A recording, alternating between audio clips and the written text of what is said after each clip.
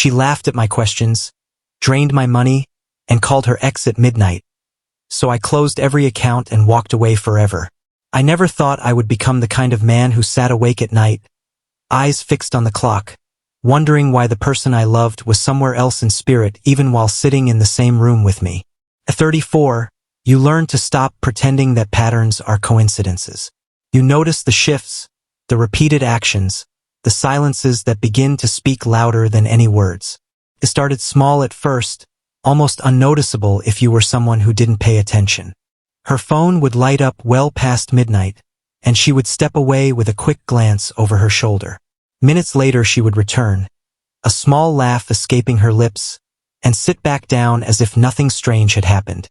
I wanted to believe it was harmless, that she was just chatting with someone from work or maybe an old friend. People do keep in touch with exes sometimes, I told myself.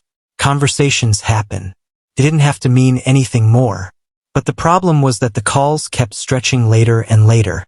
They grew longer, and the tone in her laughter shifted into something that felt out of place. Before long I found myself sitting on the couch night after night, waiting, wondering, feeling the uneasy knot in my stomach tighten with every minute she stayed away from me. I finally decided to confront it one evening, my words chosen with care as if I were tiptoeing through a field of glass. I asked her quietly, "Why do you keep calling your ex so late at night?" She didn't flinch, didn't look surprised, didn't even try to reassure me. Instead, she stared back with a flat expression and said, "So, what's your problem?" As if I had just interrupted something trivial instead of raising a concern that had been eating me alive. In that moment I felt foolish, like a child asking a question that didn't deserve a response. But then the foolishness turned to anger, because the woman I trusted with my life treated my concern like a joke. Still, I tried a different angle. I told her it worried me, that I only wanted to understand.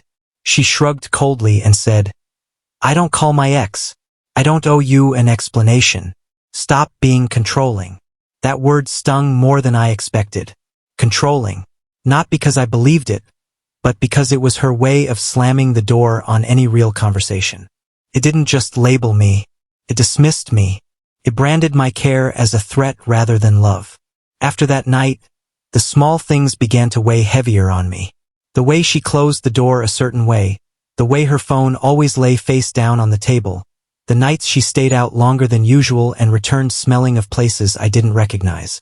One day I put $500 into a locked box in the closet. It was meant to be emergency money, a backup for the unexpected. I remember her laughing about it, calling it my little treasure. But the next morning the money was gone.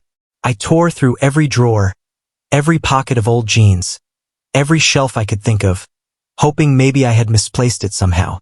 But the box was empty. When I asked her about it, she barely looked up. "Maybe you misplaced it." Her casual tone sent a chill through me. I spoke quietly but firmly. "You saw me put it here. You even joked about it." That was when her expression changed. She snapped at me, voice sharp and accusing. "You're accusing me? You treat me like a criminal. You always make me the bad one." The argument spun out of control so fast that I barely had time to catch my breath. Suddenly, it wasn't about the missing money. It was about me being paranoid, me being insecure, me being the problem. I stood there stunned. This woman who once curled up beside me to watch movies, who used to laugh at my dumb jokes, who used to share her dreams with me, now looked at me like I was her enemy. I tried to calm my voice, to stop the fire from spreading further. "I'm not trying to fight. I just need to know what happened." But she rolled her eyes and cut me down with a single sentence. "You're paranoid, always insecure, always trying to control everything." After that, the tension in the apartment thickened until breathing felt difficult. She stayed out later and later. Some nights she didn't even return until dawn. When I asked where she had been, she sighed, tossed her bag down, and repeated the same line like a script. "Why do you always need to know? Stop acting insecure." I wanted to believe that I was overthinking, that maybe the money had been misplaced, that maybe the calls were innocent, that maybe the late nights had explanations she just hadn't bothered to give. But the more I tried to silence my doubts, the louder they grew inside me. Deep down, I knew something had shifted. She wasn't the same woman anymore, and every day it felt less like I was sharing my life with a partner and more like I was living with a stranger who didn't want me asking questions. The missing money became more than just a loss of cash. It became a symbol of something bigger, trust that had quietly slipped away, just like the bills that vanished overnight. And no matter how much I wanted to fix it, I couldn't shake the feeling that she didn't even want me to try. The morning after that shattering discovery, I woke up with a heavy weight pressing down on my chest, a mixture of anger, betrayal, and a strange clarity that had been missing for months. For so long, I had brushed aside the red flags, dismissed the little signs that something was not right between us, choosing to believe her words over the reality that was right before my eyes. But once truth slaps you across the face, there's no unseeing it. I sat on the edge of the bed, staring at the floor, and realized that my life had been hijacked by someone who saw me as nothing more than a convenient wallet and a backup plan. That realization hurt more than anything else. Not just that she lied, but that she laughed behind my back while doing it. I didn't shout, I didn't break anything, I didn't even confront her in the way most would expect. Instead, I went cold. A quiet determination took over my mind, a calmness that was almost frightening even to myself. I picked up my phone, logged into my banking app, and one by one I moved every cent out of the joint account. That account she had treated like her personal playground was now empty, and every bill, every shopping trip, every girl's night out she had charged to me would no longer be paid for with my hard work.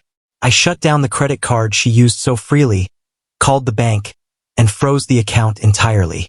For the first time in a long time, I felt a surge of power flow back into me. She had thought she was the puppet master, but the strings were always mine to cut. By the afternoon, I had gone even further.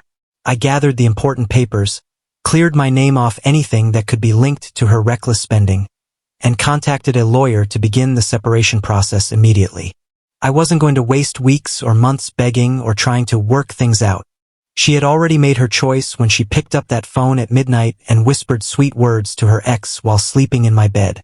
Actions speak louder than any excuse she could offer, and her actions screamed that I meant nothing to her beyond what I could provide. That realization fueled me, hardened me, and helped me move faster than she could have ever predicted. When she returned later that evening, smiling casually as if nothing had happened, expecting me to welcome her with the same naive kindness as before, she was met with a completely different man. I handed her a folder with printed statements showing the transfers, the closure of the accounts, and the notice of separation papers that had already been filed. She went pale, the smirk wiped clean off her face as the weight of reality crashed down on her. "You can't do this," she whispered, but even her voice trembled because deep down she knew I could, and I already had. She tried to cry, tried to reach for my hand, tried to play the same old manipulative game that once made me weak. But this time, I felt nothing. No sympathy, no pity, just freedom. I looked her dead in the eyes and said the words she never thought she'd hear. "You wanted him. You laughed at me. You used me. Now you're free to have him, without a single thing of mine to take with you." The silence that followed was deafening, broken only by her stifled sob as she realized the door to the comfortable life she had been enjoying had been slammed shut forever. I walked past her, out the door, and for the first time in months, maybe even years, the air outside felt crisp and clean. I knew the road ahead would not be easy, but it would be mine, unchained from a woman who never deserved my love. As I closed the door behind me that night, I felt a strange combination of sadness and liberation flood through my chest. Sadness because I had once believed in a future with her, because I had once imagined a life built on love and trust that clearly never existed beyond my own hopes.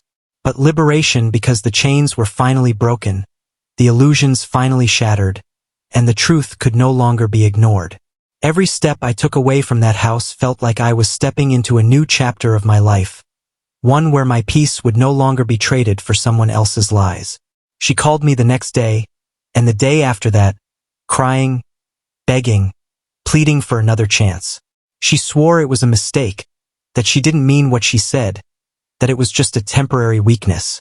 But I had already heard enough lies from her to last a lifetime, and my heart was no longer a place she could reach. I let the calls go to voicemail, and with each one, her voice grew more desperate, until finally, the calls stopped. And in that silence, I found peace. Took time, but I rebuilt myself piece by piece. I focused on my work, my health, and my passions that had been neglected, while I was busy funding someone else's empty dreams. Friends who once told me she was using me now looked at me with pride, seeing that I had finally freed myself from a trap I didn't even realize I was in. And slowly, I learned to smile again. Not the fake smile I used to wear when pretending everything was fine, but a real one, born from strength and clarity. Sometimes, at night, I think back to that moment when I overheard her on the phone, whispering to someone else while I slept only a few feet away. And I realized that moment, as painful as it was the greatest gift she could have given me. Because it forced me to wake up, to see the truth, and to finally take back my life. She thought she could laugh at my questions, drain my money, and keep me blind forever. But in the end, I was the one who walked away, with my dignity intact and my future wide open.